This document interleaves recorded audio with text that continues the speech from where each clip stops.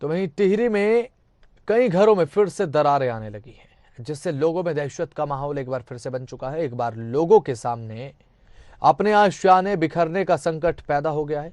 दरअसल इन दिनों Rishikesh Karnaprayag railway line निर्माण का कार्य शुरू कर दिया गया है और युद्ध स्तर पर कार्य लगातार जारी है। तो वहीं हैवी ब्लास्टिंग के कारण गांव, खेत खलिहानों में भारी दरारें आ गई हैं, जिससे लोगों में भारी रोष है।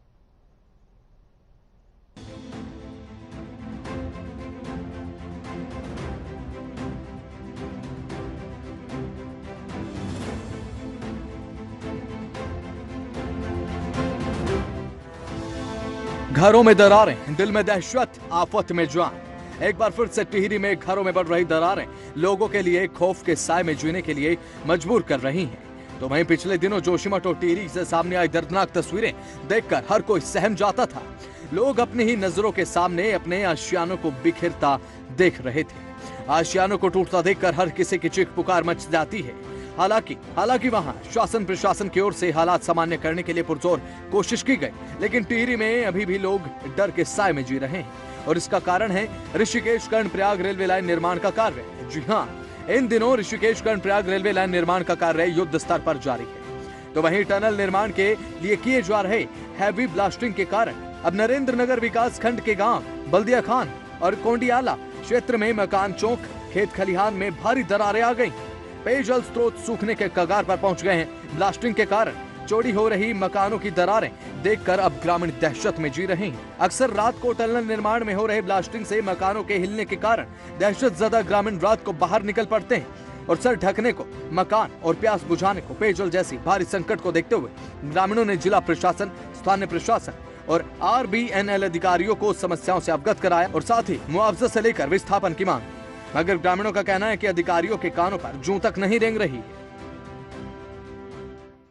सबसे पहले तो यहाँ पे सबसे मुख्य जो मामला है वो है कि रेलवे प्रोजेक्ट की वजह से लोगों के घरों में दरारें पड़ गई हैं। बाकी भी बहुत सारी समस्याएं हैं, रास्ते खराब हो गए हैं, पानी सूख गए हैं, लोगों के स्रोत सूख गए हैं। लेकिन सबसे मुख्य मांग जो है वो ये है कि लोग चाहते हैं कि उनके मकानों में जो दरार पड़ी हुई है उसका मुआवजा दिया जाए। इसके लिए आज प्रशासन यहाँ पे आया था, बातचीत करने के लिए आया था। लेकिन जब हमने उनसे सवाल किया कि आपकी टीम ने 2021 से क्या रिपोर्ट बना के दी है, आपको लोगों के फेवर में दी है या नहीं दी, आप मुआवजा क्यों नहीं दे रहे हैं, आप बोल क्यों नहीं रहे हैं, तो उनके पास इसका कोई जवाब नहीं था। फिर हमने पूछा, उन्होंने हमें बताया कि भैया अभी उनकी CBRI की टीम एक बार फिर से सर्वे करेगी, फिर से आप लोगों की जाँच करेगी मकानों का, तब अधिकारियों की अनदेखी से अब ग्रामीणों का गुस्सा 7वें आसमान पर पहुंच चुका है और आखिरकार गुस्साए ग्रामीणों ने मकानों, खेतों का मुआवजा दिलाए जाने के साथ विस्थापन की मांग को लेकर 3 अप्रैल से टनल पर काम रुकवाने के साथ साथ मुख्य गेट पर ताला जड़ दिया। सरकार और शासन के खिलाफ जमकर नारेबाजी करते रहे। हड़ताल की सूचना पाते ही प्रशासन, पुलिस और RBNL के अधिकारियों के हाथ पांव फूल गए। वहीं 4 अप्रैल को DM KK मिश्रा, उप जिलाधिकारी देवेंद्र सिंह नेगी, रेलवे विकास निगम के अपर महाप्रबंधक विजय डंगवाल, DGM भूपेंद्र सिंह, जल संस्थान के अधिशासी अभियंता नरेश पाल सिंह से पीड़ित ग्रामीणों की कई घंटों तक वार्ता चली, जो कि बेनतीजा रही। नतीजा न निकलने पर अधिकारियों ने अपने से उच्च अधिकारियों को मामले की जानकारी दी कि आखिर मामले का कैसे हल निकाला जाए।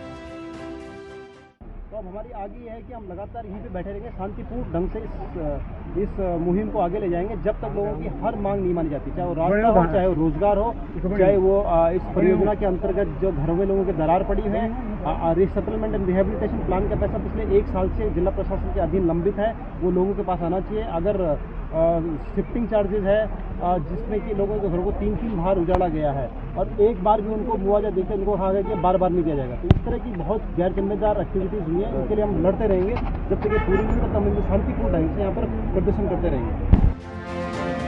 उधर RBNL के गेट पर धरना दे रहे ग्रामीणों का कहना था कि वे तब तक नहीं हटेंगे तब तक उनके अधिकारियों के पसीने छूटते नजर न आए।